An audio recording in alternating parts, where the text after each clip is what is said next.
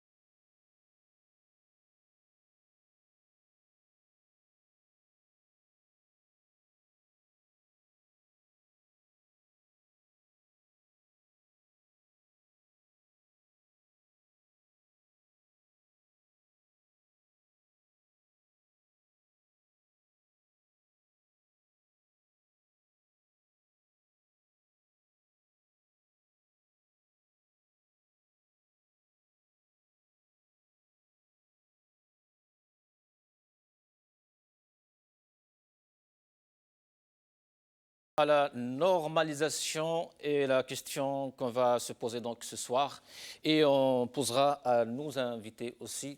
Avec moi pour en parler, Fatah Titouche, militant politique. Fatah Titouche est avec nous. Bonsoir Fatah. Mazel. Avec nous aussi Shamsuddin Brik, blogueur, militant politique. Shamsuddin, bonsoir, marhaba bik.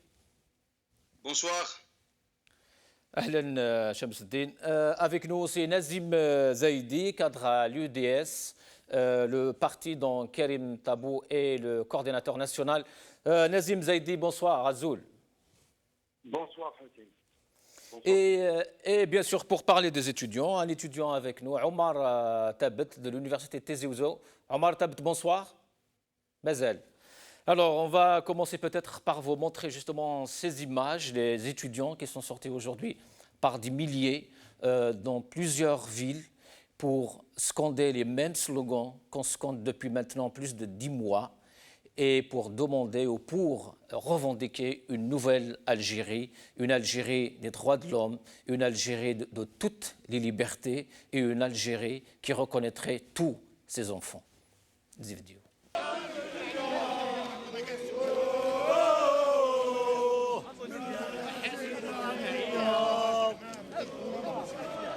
هذا ضرر فينهم ديريكت الشيخ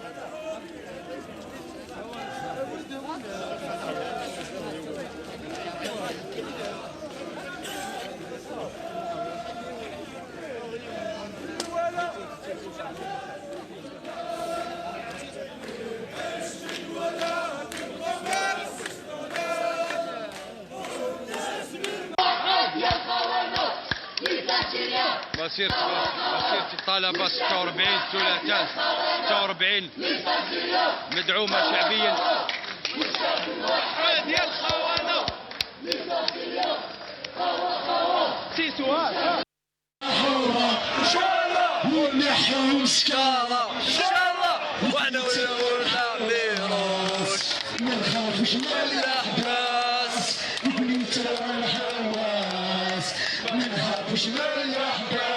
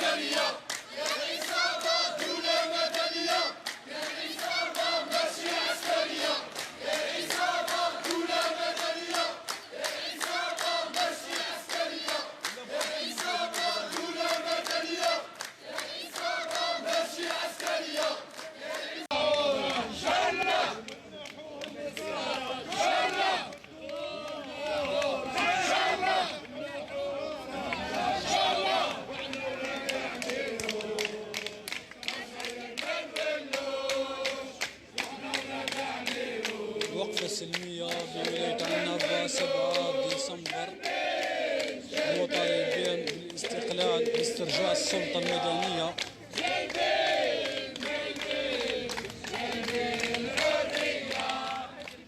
دولة مدنية ماشي عسكرية. دولة مدنية ماشي عسكرية. دولة مدنية ماشي عسكرية. دولة مدنية ماشي عسكرية. دولة مدنية ماشي عسكرية. دولة مدنية ماشي عسكرية. دولة مدنية ماشي عسكرية.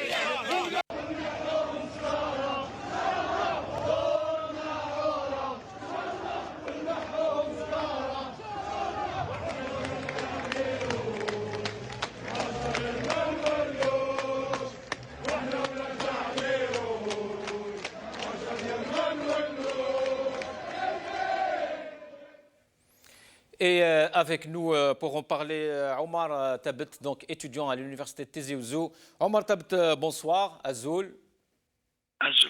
Bonsoir à vous et à tous les téléspectateurs et surtout à vos invités. Merci. Omar Tabet, la première question qui s'impose peut-être, comment va le Hirak des étudiants? Le Hirak des étudiants est toujours avec la même détermination du 26 février 2019. Les étudiants aujourd'hui à Tizi Ouzou comme aux autres universités algériennes sont sortis avec les mêmes slogans ils disent à chaque fois la hiwar, la shiwar, ma la isabat. Ils disent à chaque fois c'est la preuve concrète que les étudiants seront toujours déterminés pour une transition démocratique. Malgré leur répression indirecte, malgré leurs menaces peut-être déjà, ils menacent quelques étudiants pour arrêter le combat, et on l'a dit clairement, nous n'avons peur de personne. Cette révolution est la nôtre, et c'est aux étudiants qui doivent être la locomotive de ce mouvement. Donc, à Tizi Ouzou, le mouvement va très bien. Les étudiants sont toujours sur la bonne voie et la meilleure voie pour aller afin de construire une Algérie meilleure, démocratique et unie. Omar Tabet, concernant les slogans qui ont été scandés aujourd'hui, est-ce qu'il y a du nouveau? Est-ce qu'il y a eu des réponses par rapport à la proposition du dialogue, par rapport à l'actualité politique? Justement, il y a des voix qui s'élèvent maintenant, on les entend un peu partout, qui veulent aller négocier, quelques partis politiques qui se proposent. Comment étaient les réponses des étudiants par rapport à tout ça aujourd'hui? D'accord, monsieur. Je vais vous répondre en commençant par la dernière phrase que vous avez prononcée. Vous avez dit clairement qu'il y a des partis politiques, etc. Cette révolution est la révolution du peuple. Aujourd'hui, il n'y a pas de parti politique, il n'y a ni X ni Y. Nous avons dit que ce combat a été mené, a été entamé par le peuple. Donc c'est au peuple de décider. Le peuple dit chaque vendredi, chaque mardi, à chaque action, à chaque rassemblement, qu'il n'y a pas de négociation avec le pouvoir. On ne peut pas trouver des solutions avec les gens qui ont déterminé cette nation. Donc, même les étudiants sont toujours contre le dialogue avec le système. Peut-être si un jour on va dialoguer, moi en tant qu'étudiant, je propose à ce qu'on dialogue directement avec le commandement militaire et ne pas avec Tebboune. Tebboune n'est pas un président. Tebboune n'est qu'une marionnette qui a été placée par les généraux pour qu'on puisse dire que nous sommes dans un état civil. Jusqu'à présent, nous sommes dans un état militaire. Les revendications des étudiants sont comme les revendications du peuple qui dit à chaque fois nous sommes pour un état civil et non militaire. Donc, concernant les slogans qui sont sortis aujourd'hui à Tizi Ouzou, c'est pratiquement sont les mêmes slogans du moment où nous sommes avec la même détermination. C'est uniquement quand on parle sur ce point, les étudiants de Tizi Ouzou, comme les étudiants algériens de façon générale, sont contre Tebboune. Ils disent à chaque fois Tebboune dégage, mais au fond de nous, on sait que Tebboune n'est qu'une marionnette. Tebboune ne vaut rien dans ce système mafieux qui a gouverné l'Algérie depuis pratiquement 60 ans. Omar Tabet, une dernière question par rapport donc au titre même de l'émission et à la question qu'on va poser à tous nos invités. Ce pouvoir justement qui a tenté ou essayé la brutalisation, de la répression, mais féroce. Et il y a toujours des jeunes, des détenus politiques, des hommes politiques qui croupissent dans les geôles du régime. Aujourd'hui, ils veulent passer à la normalisation, on ne voit pas d'arrestation. Ils veulent nous dire que voilà, nous avons un président élu, bien sûr, je le mets entre guillemets, nous avons des ministres. Comment vous expliquez tout ça? Quelle est votre lecture politique, justement, à cette manière de gérer les choses? D'accord, monsieur. Donc, ce que je veux dire, ne représente que ma personne, ne représente que Omar Tabet. Donc, mon avis concernant tout ce qui se fait actuellement en Algérie, c'est qu'on appelle ça en arabe islahat. Nous avons dit clairement, nous sommes sortis pour un état de droit. Nous sommes sortis pour bâtir une nouvelle nation, une nouvelle Algérie. Et le pouvoir mafieux est très malin. Il veut gagner du temps, il veut gagner des pas d'avance. Il essaie de trouver quelques solutions. Par exemple, ils disent que faites votre harak, faites vos manifestations. On va lâcher les détenus. On va plus faire arrêter les détenus. Mais la question qu'on doit se poser, Karim Tabou, où est-il? Fodil Boumala, où est-il? Sener Bahabi, où est-il? Il faut savoir une chose très importante, c'est que le peuple sera toujours déterminé. La libération des détenus doit être inconditionnelle et immédiate. Et ce n'est pas une condition. Ce n'est pas une condition pour aller vers le dialogue. Parce qu'il y a des gens, ou bien il y a des partis, il y a des partis qui veulent nous dire qu'on va y aller dialoguer, on va mettre des conditions. L'une des conditions, c'est la libération des détenus d'opinion politique. La libération des détenus d'opinion politique, c'est une revendication du peuple parmi tant d'autres. Nous avons dit clairement que tout ce qui se fait actuellement en Algérie, l'actualité politique, par le président de la République, ils veulent donner une image à l'extérieur. Ils veulent donner une image à l'opinion internationale et nationale que nous sommes dans une meilleure condition, que nous avons un président. Le président a été accepté par le peuple. Ils veulent donner une image à l'extérieur que l'Algérie a réglé le problème, que le Hirak a été achevé, mais nous avons répondu clairement. Cette révolution ne sera pas achevée jusqu'on mène un état de droit, jusqu'on construise un état de droit, un état juste et correct qui donne la liberté individuelle pour tout un chacun. Donc, si je peux terminer avec cette phrase, Oui. les gens qui ont détruit l'Algérie ne peuvent pas trouver des solutions. Donc à partir de là, ce qu'on va conclure, c'est que le peuple rejette toute proposition du pouvoir. Si on veut proposer quelque chose en tant qu'individu ou bien en tant que citoyen, c'est d'aller directement vers une transition démocratique. Comment aller vers une transition démocratique? Nous avons des syndicats autonomes, nous avons des étudiants, nous avons des avocats honnêtes, nous avons peut-être même des juges qui sont honnêtes. Donc à partir de là, s'ils veulent vraiment régler cette situation, s'ils veulent vraiment donner le flambeau au peuple, ils doivent d'abord être clair que c'est le commandement militaire qui tient les ficelles, ce sont les gens derrière les rideaux qui tiennent les ficelles. Ils doivent dire clairement que Tebboune n'est pas le président légitime. Ils doivent dire clairement que Tebboune ne représente rien dans le système. Oui. Et à partir de là, on va aller dialoguer leur départ. On ne va pas aller dialoguer pour qu'ils restent. Parce qu'il y a une grande distinction, une grande différence entre le système et le pouvoir. Le pouvoir, ce sont les gens qui tiennent les ficelles derrière les dos. Le système, c'est quelque chose d'autre.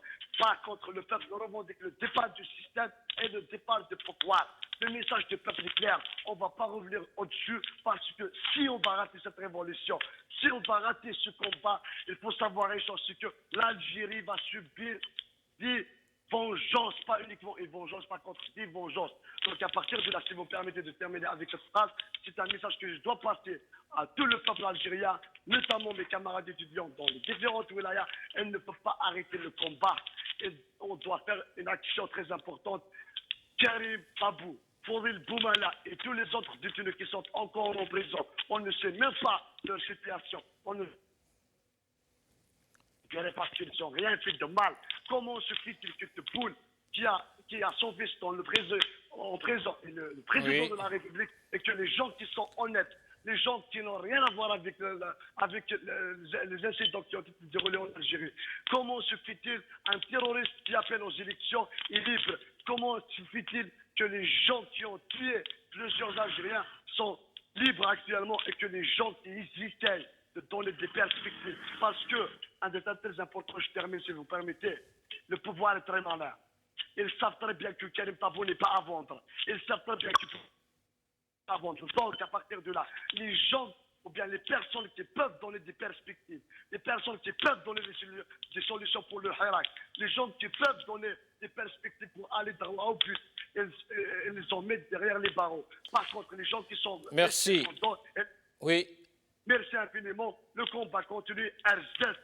Merci Omar Tabat, merci d'avoir accepté notre invitation. Yatek Saha. Shamsuddin Brik, bonsoir une deuxième fois. Shamsuddin Brik, vous avez écouté donc cet étudiant. Je vous laisse le soin de commenter justement cet engagement politique de ces jeunes. Rebonsoir. En tout cas, pour moi, c'est toujours flatteur de voir nos étudiants manifester, revendiquer en fait des slogans très subtils. Et ce que j'ai remarqué aussi en fait au niveau des manifs des étudiants, c'est ils ont affiné en fait leurs revendications en fonction du changement de la situation. Et cela, en fait, on peut dire que c'est les synonymes, ou bien ça révèle, en fait, voilà, le degré du conscience au niveau de l'intelligence collective de nos étudiants. Et c'est toujours, voilà, moi, je soutiens en fait toujours le Hirak, que ce soit au niveau, enfin mardi, ou bien le Hirak du mardi, ou bien celui de vendredi, et il faut en fait le maintenir. Parce que tout simplement, il faut toujours exercer en fait cette pression externe sur le pouvoir.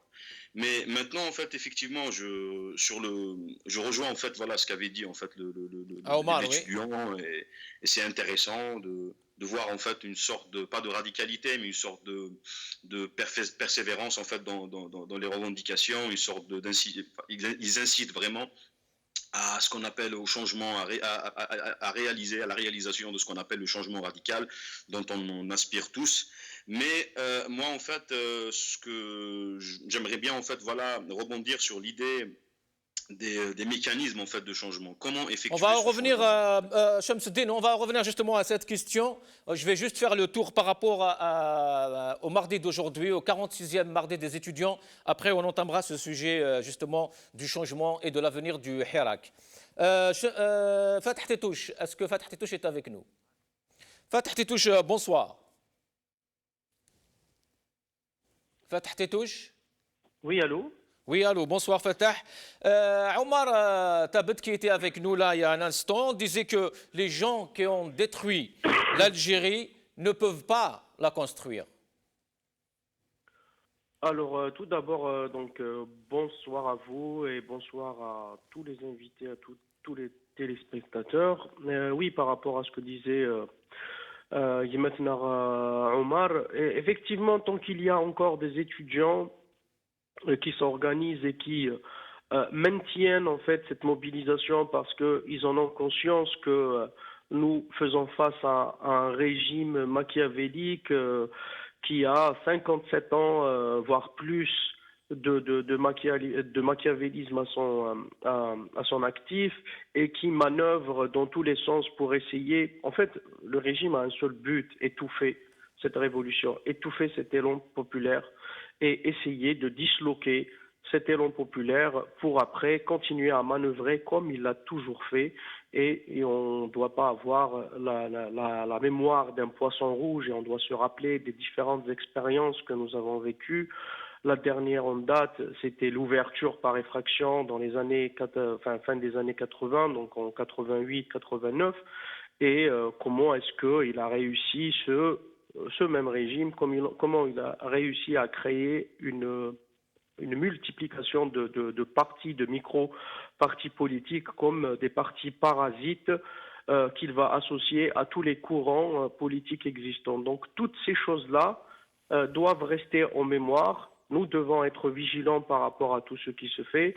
Et la seule chose qui compte finalement, c'est cette mobilisation, c'est le maintien de cette mobilisation. Et bravo aux étudiants de faire leur travail. Bravo au peuple algérien aussi de sortir tous les vendredis et de maintenir finalement l'un des objectifs que le régime combat finalement depuis 10 mois. C'est-à-dire que le régime en fait a déployé énormément d'argent juste pour pervertir une phrase, Oui. sans réussir à le faire. Pourquoi? Parce que le régime sait que s'il arrive à déradicaliser cette revendication, il arrivera par la suite à trouver client à ses offres en fait. Fatah Tetouche, est-ce que cette phrase justement dont vous parliez est toujours d'actualité aujourd'hui?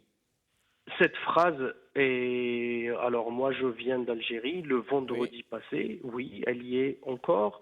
Le vendredi passé, ce que j'ai vu moi dans la rue, c'est des gens déterminés, c'est des gens qui ne font pas confiance. Et c'est là qu'il faudra en fait réfléchir. Parce qu'on peut considérer qu'il faudra peut-être revoir sa copie, etc. Mais quelle base sociale a ce discours-là de revoir la copie? Quand on voit le socle qui reste aujourd'hui mobilisé tous les vendredis et tous les mardis, ces gens-là sont déterminés, c'est des gens qui ne font pas confiance au régime. Et il faudra aborder cette question avec toute la lucidité. C'est-à-dire que quand vous avez un peuple qui est en rupture totale de confiance avec le régime en place, le régime peut lui faire n'importe quelle offre, il la refusera. Donc comment maintenant réussir à donner une traduction politique à cette posture de rupture. C'est cela la question, et c'est la question qui nous est posée à nous tous, et c'est là qu'on doit Justement, on travailler. va revenir à cette question, Fatah Tétouche, comme je disais à Chemseddine, restez avec nous. Avec nous aussi, Aqila Lazri, médecin, militante pour la démocratie. Aqila Lazri, bonsoir. Aqila. Allô, oui, bonsoir tout le monde, bonsoir aux invités et puis aux téléspectateurs. Écoutez, je pense que la rue, elle est claire, hein, elle est claire depuis plus de 10 mois. Elle est constante. Il y a quelque chose qui est de l'ordre de la constance dans les revendications. Il y a un affinement. Aqila, s'il vous plaît, oui, excusez-moi. Est-ce qu'on peut parler de la rue vendredi et la rue de mardi ou pas? Oui, bien sûr, bien sûr. Non, est-ce qu'il y a eu une différence ou pas, vous qui avez fait les deux marches à Alger la semaine dernière? Moi, j'ai fait 4 marches, 2 à Alger et 2 à Tizi Ouzou, dont des marches des étudiants et celles des citoyens. Ce que j'ai constaté, c'est que ça soit les étudiants ou les personnes qui ne sont plus dans le milieu universitaire se soutiennent. Il y a eu les vacances scolaires et universitaires, comme on l'a vu sur la dernière quinzaine, et les mardis, c'est les citoyens qui sortaient avec un peu moins d'étudiants, parce que forcément, ils partent loin dans leur famille, et du coup, les citoyens prennent la responsabilité de sortir afin de quand même, il y a un état de veille, il y a un système de garde, comme à l'hôpital, où les gens sortent en disant, voilà, il faut que cette manifestation du mardi reste jusqu'à ce que tous les étudiants rentrent et puissent reprendre le relais de manière naturelle. Donc, il me semble que la rue, elle garde sa ferveur, à la fois dans le nombre. Alors peut-être qu'on est forcément, il y a une décomptation qui s'est faite, il n'y a pas forcément tout le nombre initial, mais il n'en reste pas moins que le dynamisme des individus et des citoyens qui sont dans la rue est tout aussi fort. Et il y a une constance aussi dans les revendications qui s'affinent. Ceux qui sont dans la rue, c'est réellement la masse active et qui, je pense, c'est mon analyse aujourd'hui, ne lâchera pas prise. On n'est pas prêt de se lâcher prise qui est tant redouté en fait depuis plusieurs mois. Restez avec nous, Aqila Lazri. Nazim Zaidi, bonsoir. Nazim Zaidi, vous êtes en Algérie. Vous marchez les mardis, vous marchez les vendredis. Vous connaissez très bien ces revendications. Vous êtes dans un parti politique. Quelle est votre lecture du mardi d'aujourd'hui, du 46e? Est-ce que c'est vrai ce que quelques médias un peu affidés au régime, bien sûr, disent et stipulent, comme quoi le Hirak du mardi est fini? Vous savez, Hassine, à un moment donné, il faut arrêter de commenter les mardis et vendredis parce qu'il y a une constance depuis 10 mois et ça ne s'arrêtera pas tant que les revendications ne seront pas concrètes. Au fait, on est arrivé à un point où on n'a plus besoin quand vous dites je suis membre d'un parti, oui, un parti qui n'est pas agréé, mais au fait, le travail politique de conscience, on n'a plus besoin de le faire parce qu'il est déjà fait par cette révolution. Les gens sortent le mardi automatiquement, le vendredi automatiquement. Au fait, ceux qui disent que le mardi est fini, le vendredi il y a moins de monde, etc., si on analysait bien, il y a 2 semaines cela, c'est vrai que la marche du vendredi d'il y a 2 semaines, à Alger, j'étais un peu surpris de voir un peu moins de monde. Mais au fait, c'était les vacances. Vendredi passé étaient grandioses. Donc c'est juste, selon des situations, c'est comme on se disait que la Hirak avait vraiment baissé pendant le Ramadan, etc. Mais c'est juste des circonstances qui font qu'il y a un nombre qui diminue et qui augmente. Mais si on regarde la conscience politique de l'Algérien autour de nous, on trouve qu'il est clair dans sa revendication, il maintient sa revendication depuis 10 mois et il ne compte pas la changer. Il ne compte pas la marchander contre un dialogue qu'il ne reconnaît pas d'ailleurs. Et donc, les slogans sont les mêmes. Et cette détermination, moi, je dis que les étudiants sont comment on appelle ça si vous voulez, c'est eux la locomotive de ce mouvement. Parce que les slogans de mardi sont faits par la classe intellectuelle, si on peut dire ça, sur les étudiants et les enseignants. Et le vendredi, c'est tous les peuples qui sortent dans toutes les tranches, avec toutes les hommes, femmes, enfants, hommes d'un certain âge, étudiants, non étudiants, qui sortent et qui reprennent les slogans du mardi. Donc au fait, l'Ejmet al-Hiwad dont il parle, ce système-là, le mardi c'est le comité restreint de l'Ejmet al-Hiwad et le vendredi c'est la plus grande Ejmet al-Hiwad que connaît ce pays. Voilà, par rapport au mardi. Merci Nazim, restez avec nous. Shamsuddin Brik, concernant donc notre question d'aujourd'hui, le pouvoir ou le régime ou le commandement militaire, puisque c'est l'armée qui gouverne en vrai, c'est l'armée qui gère tout. Et comme disait d'ailleurs Nazim ou l'étudiant Omar Tebboul n'est qu'une marionnette.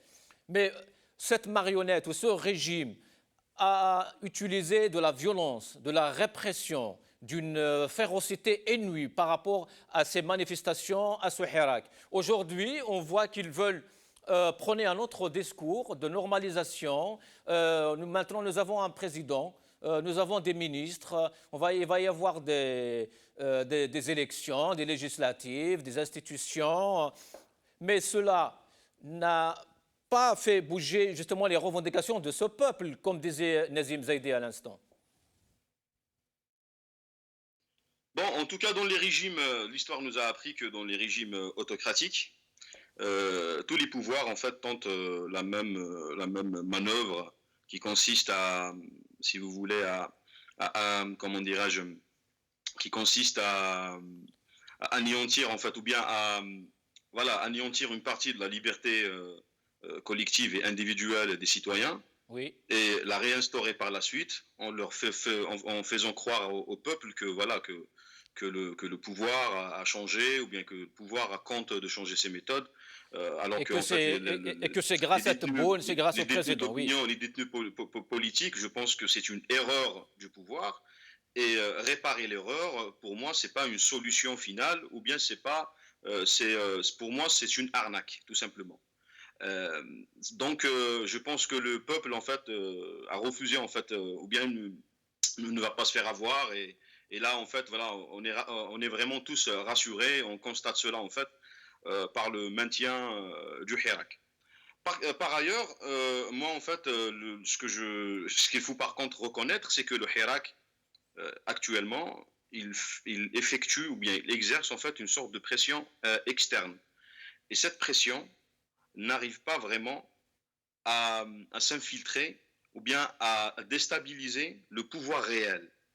Et pour le faire, je pense que le Hirak, ou bien nous, enfin les partisans du Hirak, devraient vraiment penser à d'autres solutions, à d'autres alternatives, à essayer en fait surtout d'ouvrir un débat au sein du Hirak pour en fait déterminer une nouvelle stratégie. C'est ça en fait, moi je pense qu'on est dans une nouvelle phase, qu'on est dans une deuxième étape. Oui. La première étape en fait, malheureusement, elle a déstabilisé le pouvoir réel, mais elle a fait que anéantir le pouvoir formel et malheureusement le pouvoir réel a pu vraiment renouveler sa façade. Il a fait passer ces élections. On sait tous en fait les méthodes de la polarisation, de la lutte et les méthodes en fait machiavéliques utilisées par ce pouvoir réel. Donc moi je pense qu'on est dans une phase où il faut vraiment qu'il y ait vraiment un débat par rapport à d'autres alternatives. Et moi je suis prêt là en ce moment vraiment comment dirais-je, à donner des propositions. Oui. En se basant sur des hypothèses liées au sujet du changement. Restez avec nous. Fath Titouche, est-ce que le régime, c'est ce que j'ai pu comprendre du discours de Shamsuddin, le régime de son côté, il essaye de se régénérer. Et c'est pour ça qu'on est en train de parler de la première étape, la deuxième étape, mais quelqu'un pourrait dire que nous sommes à la première étape, puisqu'il est en train de se régénérer. On voit un président, on voit un gouvernement. Comment voyez-vous tout cela? Le régime est arrivé, oui, il essaye et il essayera de se régénérer. Est-ce qu'il est arrivé ou pas? Non, il n'est pas arrivé. Pourquoi? Parce que nous le voyons en fait dans sa façon de composer le gouvernement. Alors des amis ou des Algériens se posent la question pourquoi il y a 39 ministres. Mais la réponse elle est simple, parce que le casting, donc, normalement on a un gouvernement quand on a une majorité politique à laquelle on a joint une direction programmatique. C'est-à-dire on a un programme politique et une vision de l'avenir, et puis on a une majorité politique de laquelle découle un gouvernement qui va appliquer ce programme-là. Oui. Le régime n'a pas fait ça. Il a eu 39 ministres parce qu'il a quelques ministères régaliens. Il était dans le partage. Les pivots, oui, c'est-à-dire les pivots, le ministère de l'Intérieur, des Affaires étrangères, des Finances, de la Justice. Cela, donc, du coup, on va retrouver même des éléments de l'ancien gouvernement qui maintient. Oui, parce que c'est les ministères plus d'un tiers, pivots. plus d'un tiers, Fatah. Puis après, on va faire de la redistribution, c'est-à-dire qu'on va mettre telle personne ou telle personne pour essayer de répondre finalement à une sorte de logique que le régime a créée depuis des années, c'est-à-dire créer des sortes de polarisation entre, allez, je vais prendre un bête d'ici Novambari, je vais prendre quelqu'un qui parlerait plutôt aux progressistes, puis quelqu'un qui parlerait aux gens de l'Est, et c'est ainsi qu'il a fabriqué, et c'est pour ça qu'il a eu recours à plusieurs ministres pour essayer de satisfaire un peu tout le monde. Donc il est toujours dans cette façon de, j'allais dire, de voir les choses, non, de fermer les yeux sur une réalité. Parce que la réalité d'aujourd'hui, c'est qu'il y a un peuple, peut-être pas tout le peuple, mais une grande partie du peuple qui est déterminée à faire quoi? Elle est déterminée à rompre définitivement, non pas avec les personnes, non pas avec le régime, avec le système. Ce système qui fabrique de la médiocrité, qui fabrique tout le reste. Je vous donne un exemple. On libère les détenus, mais il ne faut pas se leurrer. Nous, on ne demande pas la libération provisoire des détenus. Nous demandons l'acquittement des détenus. Et plus encore, nous demandons quoi? Nous demandons l'abrogation des lois. Ah bah justement, Fatah Tétouche, sur ce sujet, comment justement expliquez-vous la joie auprès des nôtres, du peuple, justement exprimée par rapport à ces libérations ou ces détenus qui sont sortis hier, avant-hier, aujourd'hui? Est-ce qu'il est légitime? Est-ce qu'il est explicable? Non, elle est normale, elle est naturelle. Il est normal de se réjouir de voir des M. Teptissi, des Samir Msoussi, de Raouf Raïs et des autres qui sont des activistes, de Hakim Haddad, qui sont des éléments importants du Hirak. Donc il est normal de les voir à l'extérieur, dans les marches, prendre la parole et continuer à non, travailler. je parle de la portée politique de l'acte. Ce n'est pas humainement. Bien sûr, humainement, c'est tout le monde qui est content. Bien évidemment. Mais maintenant, les mêmes détenus participent avec nous à dire attention, nous demandons l'acquittement de tous les détenus, comme l'a rappelé Nazim tout à l'heure, des Tabou, des Ibn Arbi, et la cessation des arrestations, parce qu'il y a eu des arrestations aujourd'hui, et aussi l'abrogation des lois. Parce que c'est de ça qu'il s'agit. Quand vous mettez des gens en prison parce que par chef, et le chef d'accusation, c'est de leur dire que c'est incitation à attroupement pacifique, c'est-à-dire quoi? C'est-à-dire que les gens qui appellent à manifester, vous criminalisez l'acte politique. Il s'agit de ça aujourd'hui. Changer le système, c'est changer les outils, les mécanismes, et les déhniyat de ce système-là. C'est ça c'est de ça qu'il s'agit. Et ce peuple qui sort tous les vendredis et les mardis, alors on peut le traiter de radical si on veut, mais cette radicalité, elle veut dire qu'on veut rompre avec ces méthodes. Et c'est de ça qu'il s'agit et de rien d'autre. Et donc nous, maintenant, quel est notre rôle? Effectivement, notre rôle est de dire, par exemple, quand un citoyen lambda ne comprend pas que c'est une libération provisoire et donc le détenu qui a été libéré, il est toujours tenu par un procès qui va se tenir et donc il y a une sorte d'intimidation et de pression exercée sur cette personne, nous sommes tenus aussi d'informer les gens et de leur dire attention, il faudra l'acquittement pur et simple et voir la reconnaissance qu'ils étaient bien des détenus politiques. Restez avec nous, Fatah Tétouche. Aqila Lazri, justement, parlons de ces détenus, de cette carte, qui sert toujours d'une carte politicienne au régime aujourd'hui. Il essaye de négocier avec le Hirak, avec les détenus, ce que beaucoup d'acteurs politiques d'ailleurs appellent les otages. Est-ce que la libération de Karim Tabou, de Boumala et d'autres détenus de Samir Belarbi, je ne sais pas moi, est-ce que ces libérations vont pousser le Hirak à rentrer à la maison, à arrêter de sortir le mardi et vendredi, ou est-ce que justement les acteurs politiques vont se satisfaire de ces libérations et accepter le dialogue et rentrer dans le jeu de ce régime illégitime? Alors, déjà, la première question qu'il faut se poser, c'est pourquoi on est sorti.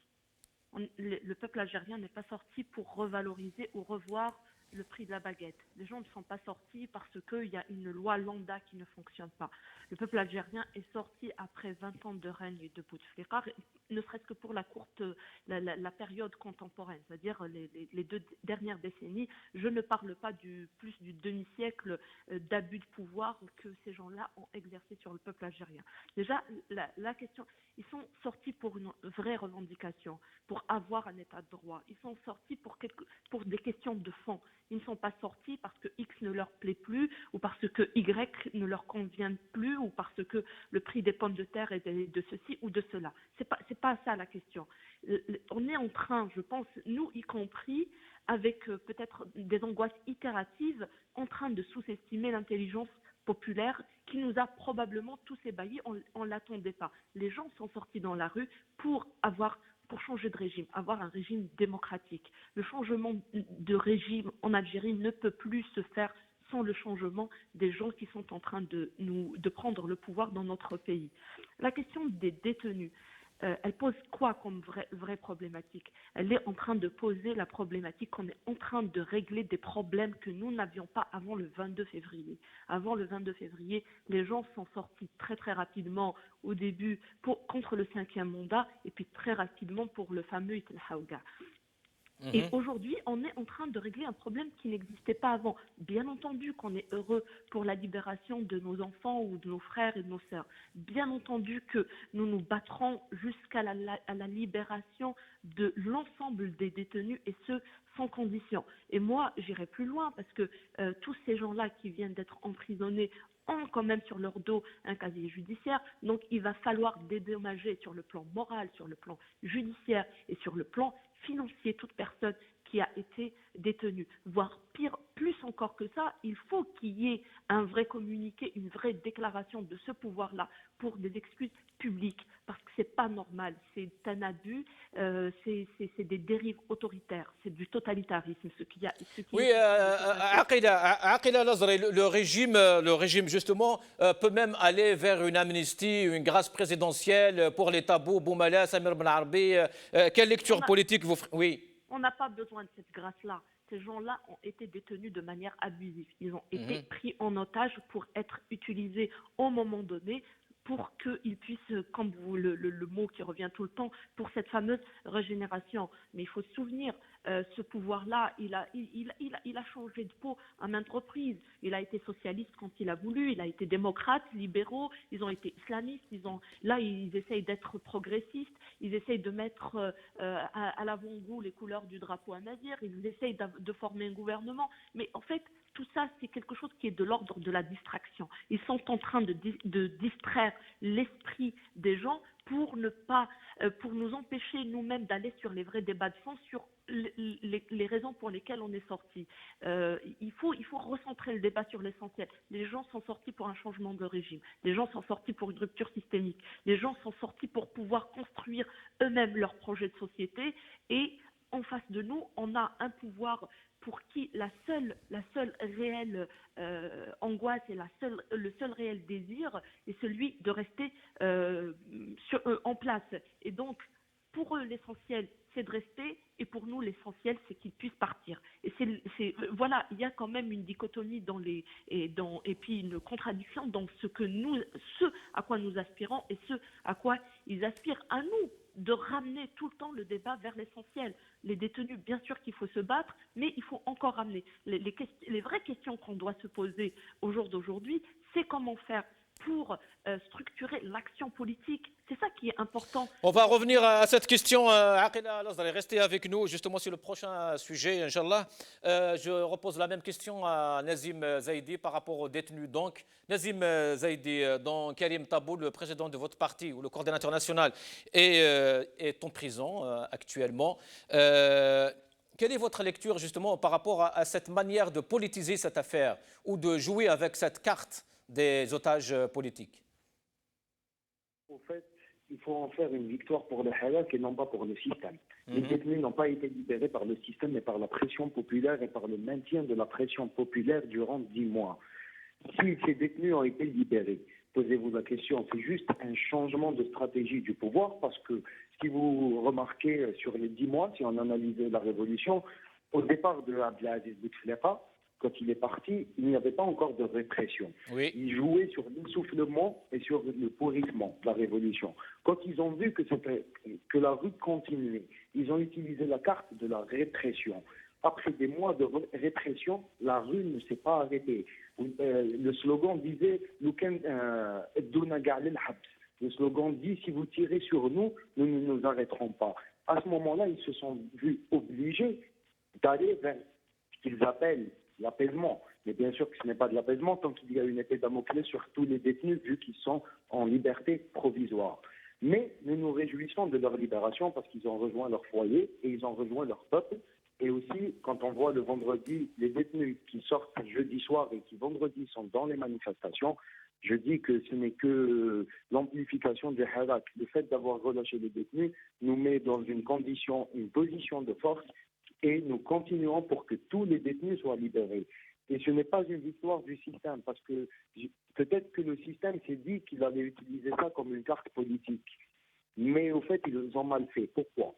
Quand on voit que 76 détenus sortent alors qu'ils ne sont ni programmés, leurs avocats ne sont pas avertis, qu'il y en a certains qui ont été condamnés et que leur dossier ne passe même pas en appel, ça a prouvé au peuple algérien que la justice n'existe pas. Et nous nous battons pour une justice libre, indépendante du téléphone. Nous sommes dans le pouvoir, au fait, a mis à nu la justice et a prouvé à tout le monde qu'il n'y a pas de justice dans ce pays et que c'est le téléphone qui marche. Je ne sais pas si c'est le standardiste qui reçoit les appels ou c'est les juges, mais au fait, les avocats, moi je demanderais aux avocats de ne plus plaider. Parce que plaider alors que le juge agit sous des ordres, je ne vois pas trop l'intérêt, mais comme je vous le disais, ces détenus-là, pour nous, représentent un fardeau pour le système.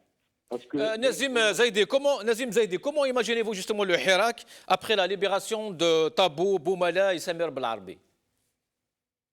Sincèrement, j'attends avec impatience cela.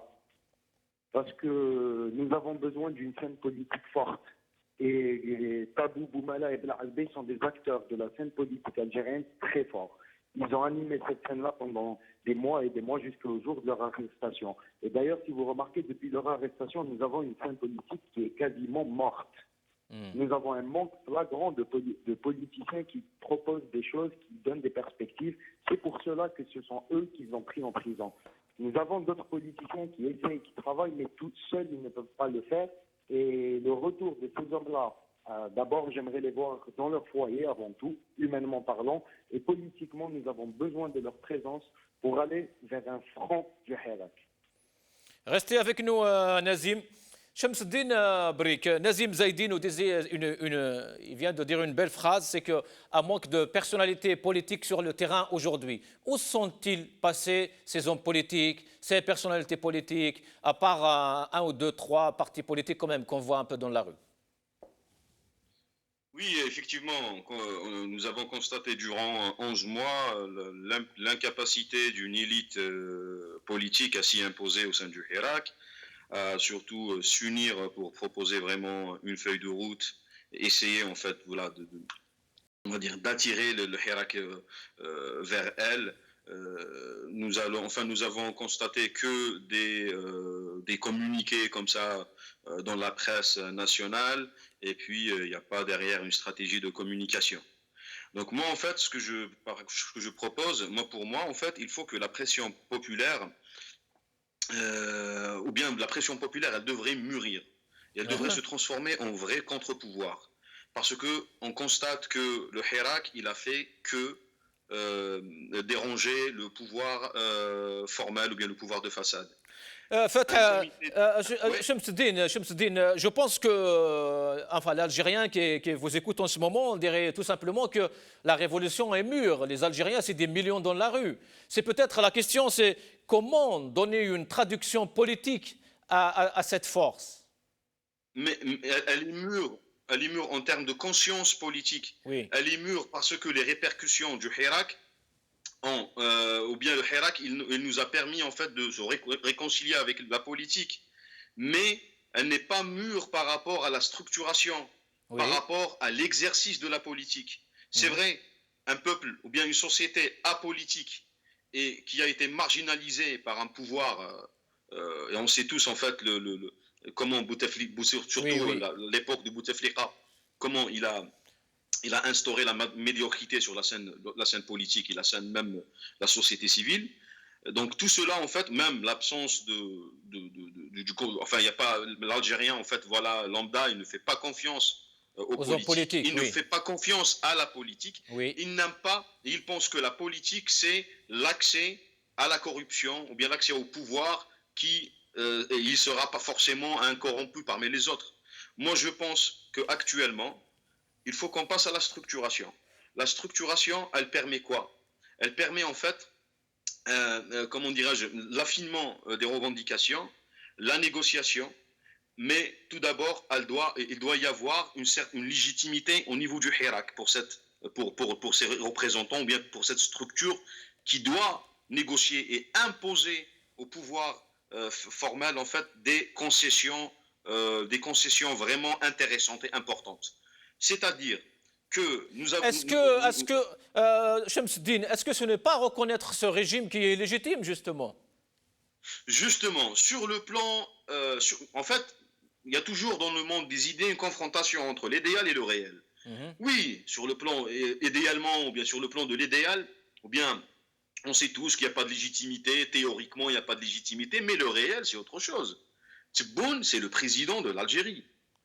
Donc vous acceptez le fait accompli. Je pense qu'il faut faire, c'est qu'il faut qu'on soit réaliste. Déjà, on est obligé de passer par Tebboune.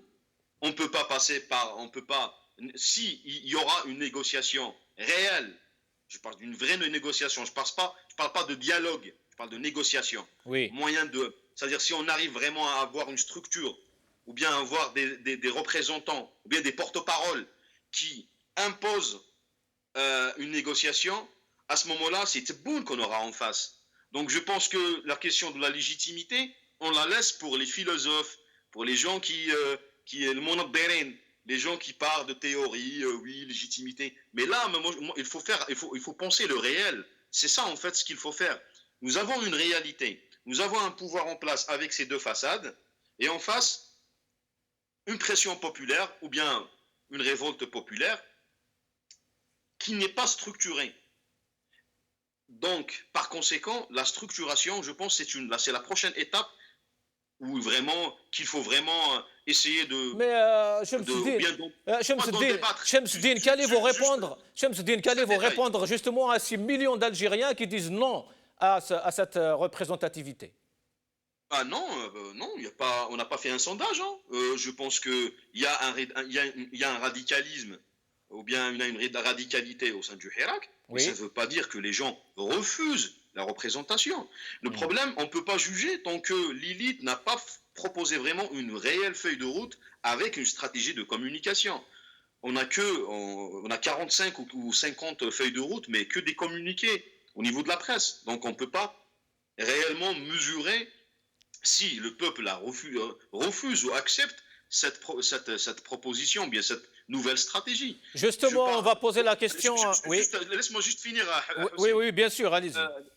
Oui, la structuration, elle représente, comment dirais-je, une alternative. Et nous avons aussi une autre forme d'exercer l'opposition. Et il s'agit comment dirais-je, de l'exercice de la politique.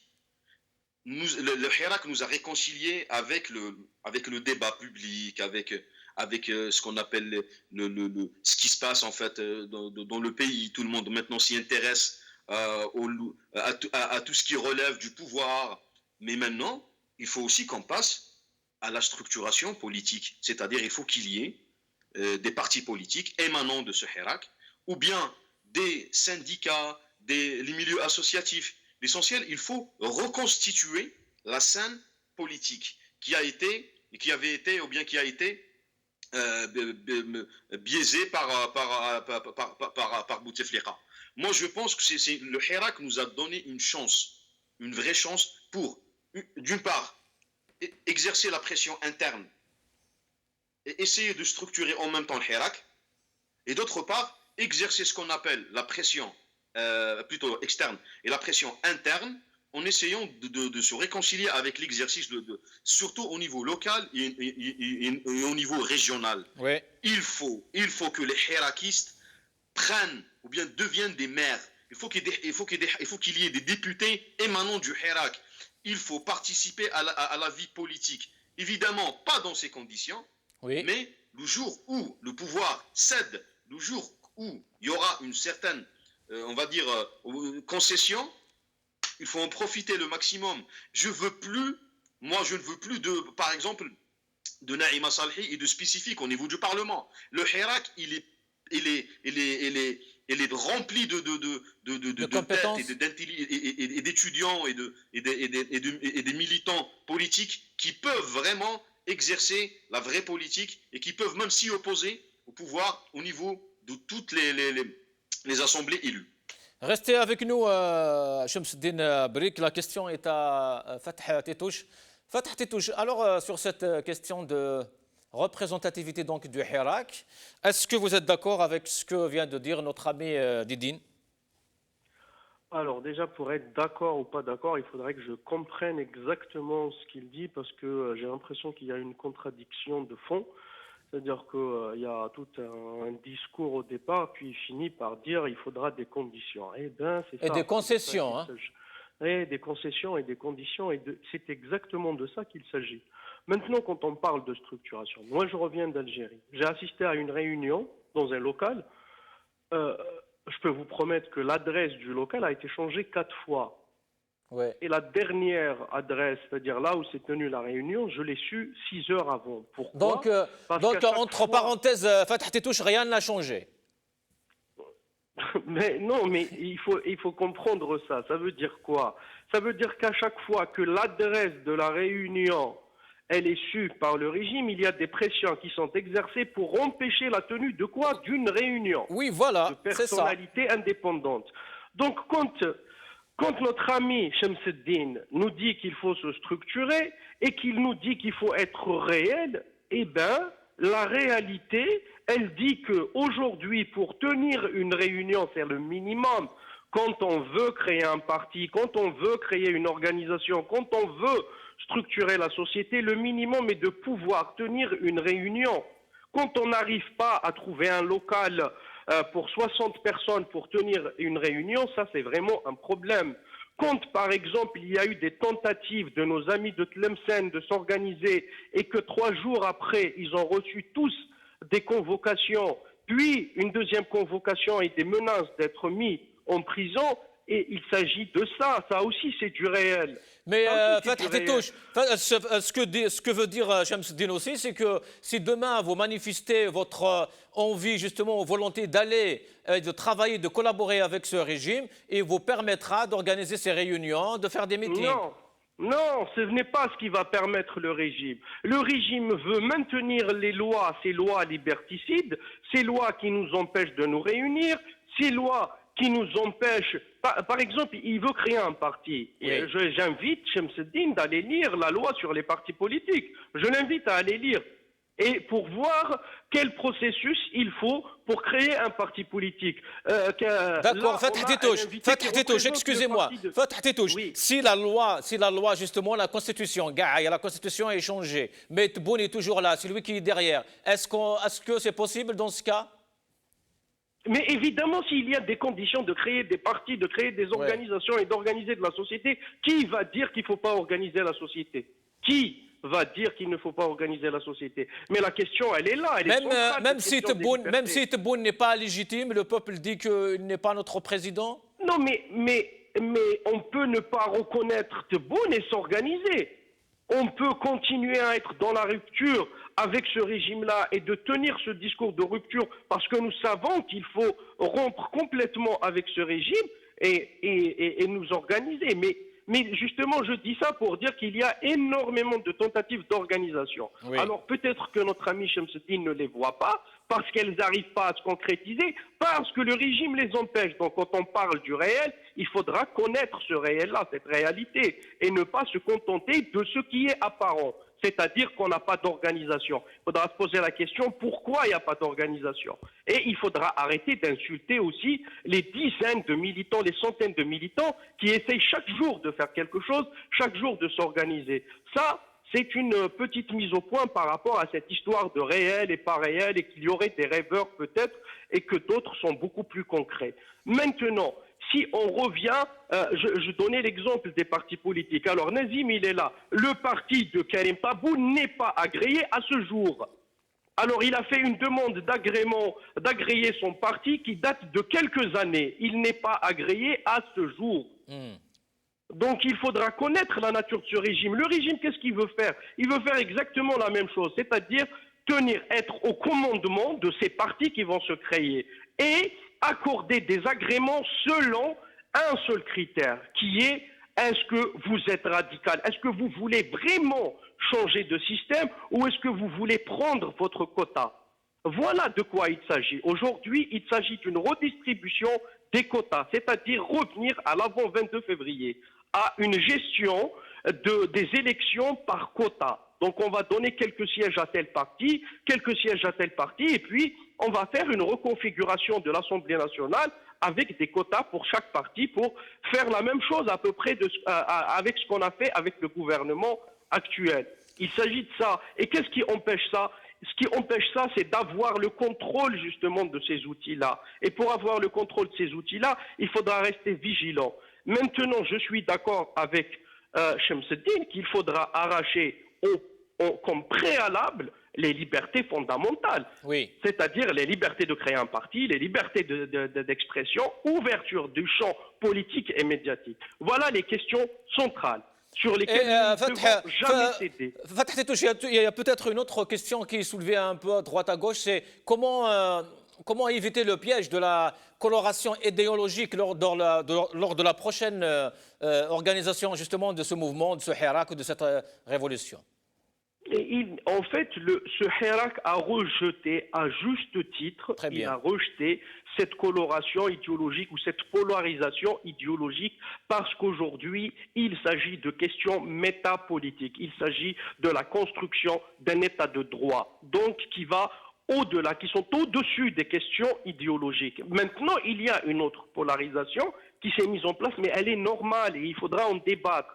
Cette polarisation est entre ceux qui sont convaincus que l'entrisme, c'est-à-dire qu'on ne peut pas changer le système de l'intérieur. Pourquoi? Parce que la nature du régime fait en sorte qu'ils prennent ces gens qui rentrent à l'intérieur. Je vais reprendre une expression d'une amie à moi qui dit que il vous prend comme un chewing-gum en fait, il absorbe tout ce qui est bon en vous, puis il vous recrache sans odeur, et sans goût. Voilà ce que fait le régime. Restez avec nous. Oui. Je finis juste la phrase. Il y a des gens qui sont dans cette option-là, qui sont convaincus que ce régime ne peut pas être réformé de l'intérieur, et d'autres qui pensent qu'il faudra graduellement changer et avoir des acquis. Et c'est là le débat, et c'est là la polarisation qui existe aujourd'hui, sur la vision qu'on a de ce mouvement. Aqila Lazri, alors que pensez-vous de cette question? Rentrer, ne pas rentrer, changer de l'extérieur, changer de l'intérieur? Est-ce qu'on peut faire confiance à un régime illégitime? Oui, alors déjà, ce qu'on sait avant tout, c'est la nature du régime. Ça, on le sait très bien. Ces méthodes sont les suivantes. Infiltrer, noyauter, détruire, tout ça pour se maintenir. Donc ça, c'est déjà un premier postulat qui est certain. La deuxième chose, c'est que le peuple algérien est dans une question ou d'une configuration de crise de confiance. La crise de confiance, elle dit quoi? La crise de confiance dit, peu importe ce que tu vas me proposer qui soit bon ou mauvais pour moi, je le rejetterai parce que fondamentalement, je n'ai plus confiance en moi. La rue le dit très bien d'ailleurs. Le slogan dans la rue dit « Ma votrina ma'andna ra'is ». Oui. Donc si la rue le dit, c'est pas moi qui le dis, c'est pas telle ou telle personne qui le dit, c'est la rue qui le dit. Et pour moi, la seule boussole aujourd'hui valable et légitime en Algérie, c'est la rue. La troisième chose, c'est que ce qui a été réellement réussi, il faut pas négliger aujourd'hui, on parle, parce qu'à posteriori, c'est toujours plus facile d'être dans la critique, mais il faut aussi valoriser les acquis de la révolution du Hirak. Il n'y a pas si longtemps que ça, on n'était pas capable d'avoir un projet de convivialité en Algérie. Aujourd'hui, c'est un pas immense parce que dans un pays, on ne peut pas avoir de projet politique sans passer par le projet de convivialité. Donc aujourd'hui, il y a déjà pas mal d'acquis. Il y a quand même une repolitisation de la société, il y a une reprise de la citoyenneté, l'Algérien est parti dans la reconquête, même de la conquête de l'espace public, ce n'est pas rien. Il est en train de construire pour la première fois de son histoire la question de sa citoyenneté. Maintenant, pour revenir... Aqila, donc vous n'êtes pas d'accord avec Shamsuddin quand il dit que la rue n'est pas mûre politiquement? Je ne suis pas d'accord. Je pense que la rue a besoin de temps. Elle a eu besoin de temps. Qu'aujourd'hui, on arrive à une deuxième étape. Qu'elle a eu des acquis, mais on est parti de très, très, très, très loin. Qui d'entre nous parlait de politique il y a moins de 10 mois? Qui d'entre nous maîtrisait les questions constitutionnelles? Qui d'entre nous voyait cette possibilité de reconquête de l'espace public? Et pour revenir à ce que disait Didine, il parlait de quelque chose qui était de l'ordre de l'irréel, de fantasmatique. Mais il faut se rappeler, on va revenir toujours en référence à l'histoire algérienne. Le 1er novembre a été possible grâce à 6 hommes. Ces 6 hommes-là, ils n'avaient ni argent, ni armée, ils n'avaient même pas le peuple avec eux. Il faut s'en souvenir, on a besoin d'idéal. L'idéal, il est important. C'est pour ça que la question de la lame de fond du Hirak, elle est importante à maintenir. La rupture avec le système, elle est importante à maintenir. Alors on l'atteindra pas peut-être dans 1 an, on l'atteindra peut-être pas dans 2-3 ans, mais c'est la lame de fond qu'il faut garder. C'est la question de la revendication originelle.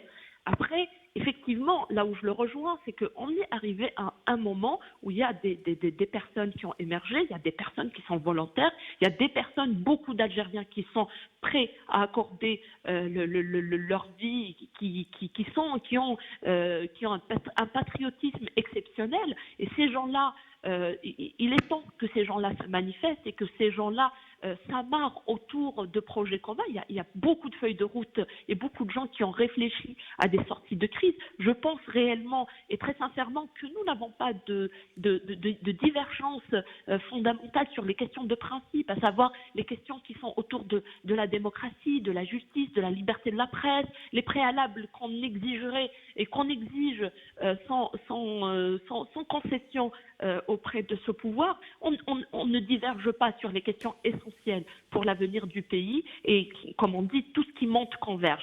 C'est à nous de savoir maintenant s'amarrer autour de ces projets-là. Je prends un exemple tout simple. Oui, mais Aqila, est-ce que cette culture de suffisance n'est pas dangereuse aussi, dirait quelqu'un, dirait d'autres? Est-ce que on reste juste comme ça, on sort chaque vendredi, mardi, je sais pas, d'autres diraient oui, c'est quoi la solution? Vous préconisez quoi pour l'avenir? La solution, c'est que c'est justement ce que je suis en train de dire. C'est-à-dire que si on prend le microcosme de la diaspora, l'Île-de-France, par exemple, on a plus de 30 collectifs. Vous allez me dire, tous ces collectifs-là ne peuvent pas se réunir et converger sur une feuille de route qui pourrait s'amarrer à d'autres feuilles de route qui existent déjà. J'étais à Alger le 27 pour l'anniversaire. Pourquoi cela n'a pas été fait alors depuis 10 mois? Ben, on n'était pas prêts. On n'était pas prêts. Nous avions eu besoin de ce temps. Nous avions eu besoin de ce temps pour mettre en place un projet de convivialité. On a été attaqué, le Hirak, il a été attaqué depuis 10 mois par tout un tas de tentatives de division et de déstabilisation par le régime. À chaque fois, il y a eu, c'est ce que je disais tout à l'heure, la question des distracteurs. Du coup, on passe notre temps à réfléchir à des questions qui sont périphériques par rapport au projet central. Mais c'est pas rien n'est perdu en fait. Restez avec nous, Aqila. Je passe la parole à Nazim Zaidi. Nazim Zaidi, comment donc aller dans ce projet politique dont parlait Aqila? Et est-ce que vous êtes d'accord sur la question de cette population qui sort? Est-ce que cette révolution est mûre politiquement ou pas? Nazim? Est-ce que Nazim est avec nous? Non, on a perdu Nazim. On va essayer de le rappeler. Shamsuddin Brik, vous êtes avec nous? Avec vous. Alors, Shamsuddin, qu'allez-vous répondre à Fatah et Aqila? Tout d'abord, Fatah, moi je trouve que c'est inapproprié en fait de m'interpeller sur mes publications Facebook, alors que moi, ce que je viens de dire n'a rien à voir avec en fait ces réponses. Ce que je viens de dire, en fait, si vous m'avez bien écouté, j'ai bien précisé qu'il faut qu'il y ait des concessions avant de passer à la structuration. Parmi ces concessions, c'est bien évidemment l'annulation des lois liberticides, la libération des détenus politiques. Oui, Shamsuddin, j'entends très bien ce que vous dites. Mais Fatah, de son côté aussi, il est en train de vous dire que ce régime, justement, n'a aucune volonté de faire tout ça, puisqu'ils n'arrivent même pas à organiser ou à se réunir. Justement, pour pousser ce régime en fait à ses concessions, il faut qu'il maintenir bien évidemment ce qu'on appelle, voilà, mon hypothèse, la pression externe, la pression ordinaire du Hirak, et rajouter à cela une tentative ou bien s'engager dans un processus de structuration. Et justement, ce qui est, moi en fait, voilà, justement, je salue ou bien j'encourage en fait tous les élites, bien évidemment toute l'élite à se réunir. D'ailleurs, lui, il est Fatah Tétoche, et il a signé un papier, un communiqué avec Hicham Troh, avec Durbar. Et pour moi, c'est une initiative très intéressante. Il faut qu'ils avancent. Il faut maintenant qu'ils arrivent comment dirais-je, à vendre ce produit. C'est ça, c'est une démarche maintenant de communication. Moi, je pense qu'en fait, l'échec de l'élite, c'est qu'elle se sert souvent des méthodes en fait classiques. Presse, maintenant il y a les réseaux sociaux, il y a le marketing, il y a des étudiants en fait qui peuvent leur aider, enfin qui peuvent les aider vraiment à comment dirais-je, à vendre cette feuille de route, à essayer d'attirer à aller vers le peuple en fait. Ce que font en fait, ce que fait l'élite, c'est qu'elle fait, par exemple, allez, collectif de machin, ils font voilà une feuille de route, ils la mettent sur internet, ou bien ils la mettent sur l'Ouatan ou sur un journal francophone. C'est généralement les francophones qui font ce genre d'initiative. Et le peuple, dans ce cas-là, il est où en fait? Le peuple, justement, il y a une rupture vraiment totale entre l'élite et entre le peuple. On doit reconstituer ce lien, tout d'abord. Et c'est l'élite en fait qui doit faire cet effort-là. Et c'est elle qui doit descendre. Si j'étais en Tunisie, le syndicat tunisien, c'est les membres, les militants de ce syndicat, ils étaient vraiment dans la rue, et ils ont vraiment œuvré pour une structuration, ça a marché. Donc je pense qu'il faut vraiment encourager ce genre d'initiative, et j'espère que Fatah, il va en parler. Justement, maintenant il a un moyen en fait d'aborder cela, et j'espère qu'il va nous éclairer par rapport à où on est par rapport à la feuille de route. Merci. Je pense que la ligne de Durbar et de Matroh, c'est une ligne très intéressante et vraiment elle est à encourager parce que elle rampe avec en fait les deux idéologies dominantes, l'idéologie de la gauche révolutionnaire, marxiste, et l'idéologie de ce qu'incarne Zetot, Rachad et les restes du fils, qui est aussi, ce sont deux idéologies radicales qui devraient en fait vraiment s'éloigner du Hirak, parce que tout simplement elles apportent vraiment le plus qu'elle apportait avant, parce qu'avant on était dans une démarche de tabi'a, dans une démarche on était sur une optique quantitative, mais maintenant il faut vraiment passer à autre chose, à affiner les revendications, à négocier, à surtout Négocier quoi, Didine? Négocier comment? Négocier avec qui?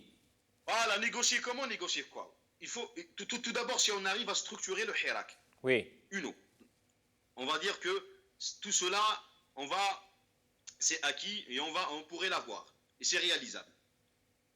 Une fois que le Hirak est structuré, les représentants, bien les porte-paroles, demandent aux Hirakistes de sortir un jour de semaine qui n'est pas le mardi et le vendredi. Genre par exemple le mercredi.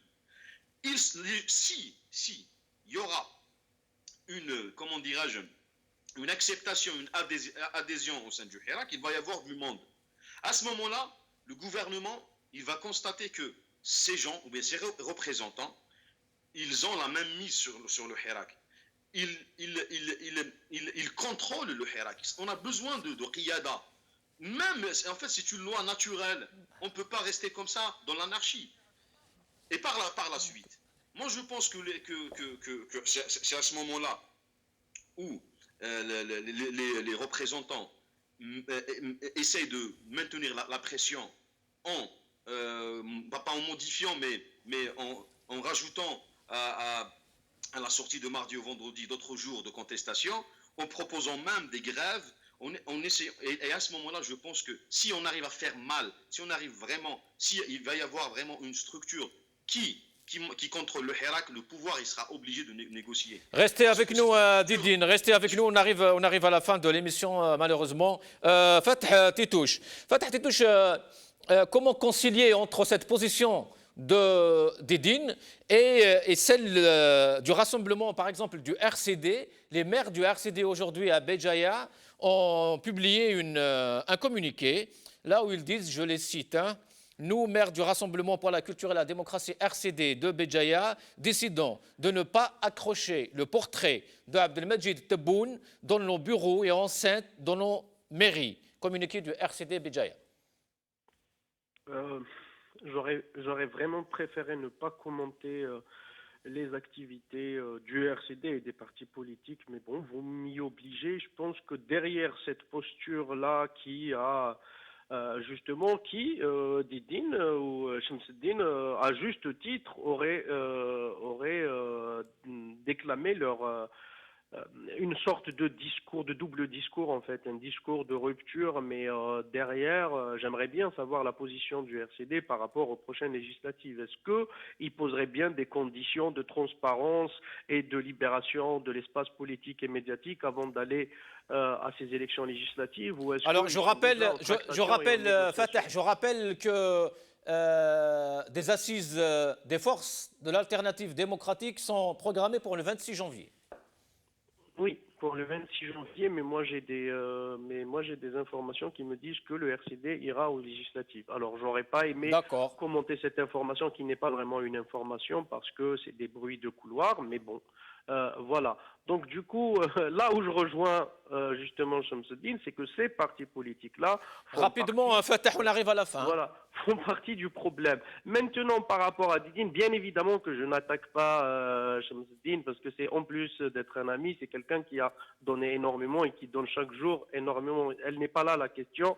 Moi, j'ai parlé juste parce que quand par exemple Shamsuddin me parle de si il y a structuration, après il y aura, mais le problème il est dans les conditions de faisabilité de cette structuration. Il est là le véritable problème. Le problème est un problème de liberté aujourd'hui. Les préalables que Shamsuddin pose comme quelque chose de finalement simple à réaliser sont le fond du problème et sont le nœud en fait. Si on arrive à dénouer ça, si on arrive à laisser les gens s'organiser, à laisser les gens se réunir, à laisser finalement tout ce monde-là essayer de sortir quelque chose, mais évidemment que le régime tombera du jour au lendemain. S'il y a une alternative constituée à ce régime, il tombera du jour au lendemain. Maintenant, la véritable question est comment maintenir. Parce que, alors qu'est-ce que dit Shamsuddin? Il dit qu'il faut maintenir la mobilisation. Quel sens donner au maintien de la mobilisation? Alors si vous dites aux gens qu'on maintient la mobilisation parce que nous voulons juste avoir quelques acquis, je vous promets que les gens qui ont cette tendance-là, ils sont déjà à la maison, en train d'attendre. Fatih Touche, merci. Une prochaine fois, Inch'Allah, on arrive à la fin de l'émission. Aqila Lazri, un dernier mot. Écoutez, je vais imager un petit peu mon propos. C'est très ce que le peuple est en train de faire aujourd'hui. Imaginez-vous un petit peu un film et des types qui vous tirent dessus, c'est le soir, il y a le peuple qui vous dit allez-y, on est en train de vous protéger. Quand il y a une mobilisation aussi massive sur un temps aussi lent, les Algériens sont en train de dire à ceux qui sont connectés à la chose politique, allez-y, organisez-vous et proposez-nous quelque chose. Les gens qui sont connectés à la chose politique, ce sont les citoyens qui ont émergé là pendant la révolution. Oui, Aqila. Aqila Lazri, est-ce que Aqila est avec nous? Allô, Aqila. Allô. On a perdu Aqila Lazri. Bon, dommage, on arrive à la fin de cette émission. Mais je ne sais pas, Abdallah, si on a l'image du détenu d'opinion et militant mozabite, Mohamed Abbas. Je ne sais pas si on a les images. Oui, voilà. Donc, Mohamed Abbas, militant détenu d'opinion et militant politique mozabite, a perdu de manière tragique ces 3 jeunes filles décédées par intoxication au monoxyde de carbone. Voilà, ce week-end au domicile familial dans la commune de Bounouara, Gardaya, dans la vallée du Mzab. Rabbi yarhamahum, Inch'Allah. Allah yarhamahum wa Rabbi sabra, Inch'Allah. Merci à vous tous et à toutes. قيمة لنا يعطيكم الصحة. السلام عليكم.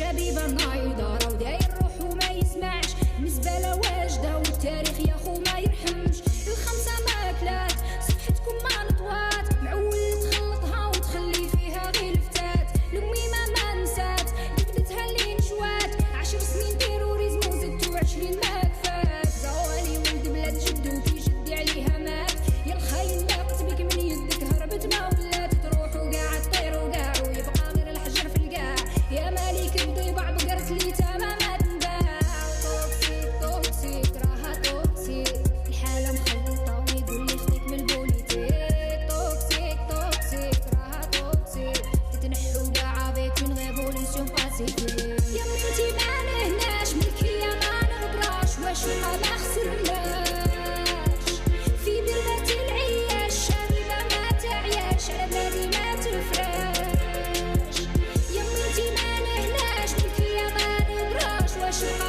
خسرناش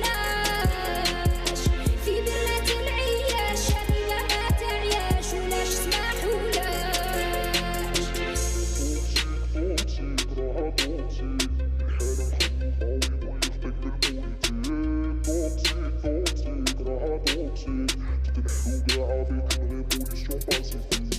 خفنا ليها زمان